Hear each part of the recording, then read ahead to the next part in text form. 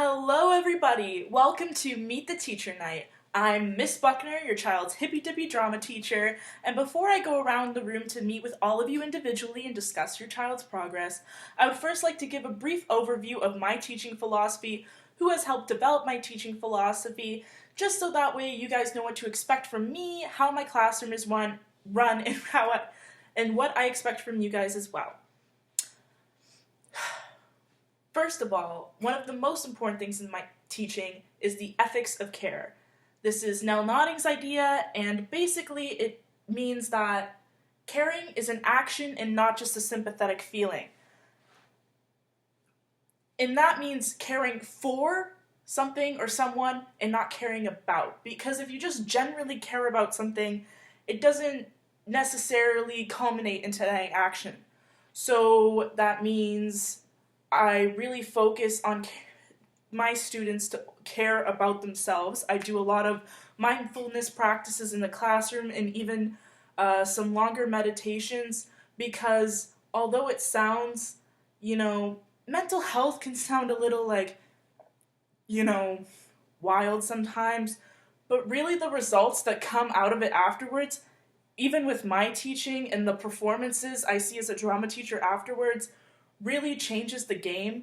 And also it means that I care for my students' well-being, my class's well-being, their mental health, their physical health.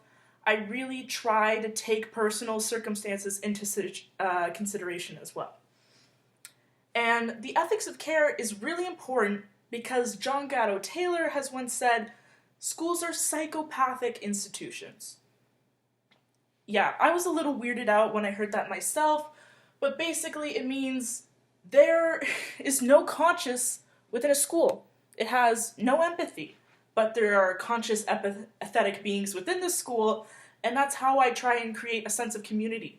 I can't always control the curriculum, the board, decisions from other higher-ups, but I can take what I have and engage in dialogue with my students to develop assignments that make sense and help continue the path onto drama. Because for me, drama is not, this is how to be an actor, step A through Z. It's about exploration of yourself, characters, others, in all these different contexts that don't just mean, I'm an actor in the theater on the stage. And that really comes into play with John Dewey's idea of traditional versus progressive education. What we think a lot of as old education, which still exists, are these strict pattern of organizations. I am the teacher, I am the holder of knowledge. You are the student, you are taking my knowledge. Like I said, I really take what's with the curriculum, and I'm so lucky to teach drama because a lot of it is very open. I've seen things that even I get to learn about. Like, I've seen reflections done by my students that have been paintings, that have been new technological advancements, that have been songs, etc. It's not just, okay, do it this one way. I really try to be inclusive as possible. And that also comes into play with Freire's idea of pedagogy of the oppressed. I'm not here to be an oppressor. I am a facilitator, not a dictator. When it comes to the classroom every day, I go around, I see what's being done and not done. I give feedback, I engage in discussions. Sometimes I sit down on my desk, I'm marking, I'm doing my thing. I always tell students you are welcome to come my way and ask me questions at any time. I'm also available after hours with class. I'm also available by email or Remind app. And I don't use this banking approach to education. It's not transactional. I am not the wealth of knowledge bank that you come to every day. You take out money, you go home, you come back.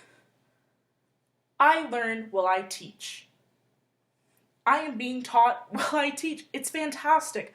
I am constantly amazed by how many times I'm seeing a final performance and I'm just honestly shocked.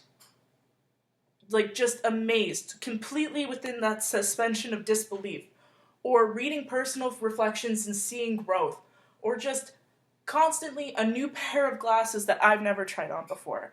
So what I honestly expect out of you guys is to really, as my students, pat yourselves on the back, really congratulate your kids for trying something new, because it's definitely can be a scary experience. But ultimately, I encourage critical thinking and dialogue. If there's something that you don't like, we can discuss, we can talk about it. We can move forward, and we can try and find a compromise, because I am not the be all end all. But there are certain confines that I have to work in and within reason. But anyways, thank you for listening, and I will come around to all of you now.